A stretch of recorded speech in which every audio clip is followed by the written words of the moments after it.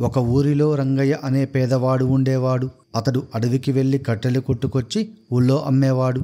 అతడి భార్య పేరు మంగమ్మ. ఆమెకి ఆశ ఎక్కువ. ఒకరోజు రంగయ్య కట్టెల కోసం అడవికి వెళ్ళాడు. అక్కడ ఒకచోట వేటగాడు అల్లిన ఉచ్చులో ఒక బంగారు జింక చిక్కుకొని కనిపించింది. రంగయ్య జాలిపడి వెంటనే ఆ జింకని వల్లో నుండి విడిపించాడు. అప్పుడు ఆ జింక, "నువ్వు నా ప్రాణాలను రక్షించావు. నువ్వు ఏది కోరితే అది ఇస్తాను. నీకు కావాల్సింది కోరుకో" అంది. అప్పుడు రంగయ్య, "నా భార్యను అడిగి వచ్చి కోరుకుంటాను" అని చెప్పి ఇంటికి వచ్చి జరిగిందంతా భార్యతో చెప్పాడు. "నువ్వు వెంటనే వెళ్ళి మనకు ఒక ఇల్లు కావాలని అడుగు" అని చెప్పింది రంగయ్య భార్య. భార్య చెప్పిన ప్రకారం రంగయ్య ఇల్లు కావాలని బంగారు జింకను కోరాడు. వెంటనే ఆ జింక రంగయ్య కోరిన విధంగానే ఒక ఇల్లు ఇచ్చింది. కొంతకాలం గడిచిన తరువాత మంగమ్మకు మెడలో ఉండాలన్న కోరిక కలిగింది. భర్తను మళ్ళీ అడవికి పంపింది. రంగయ్య వచ్చి అడగగానే బంగారు జింక మేడని కూడా ఇచ్చింది. మరల కొంతకాలానికి మంగమ్మకు ఒక రాజ్యం, ఆ రాజ్యానికి రాణి కావాలనే కోరిక కలిగింది.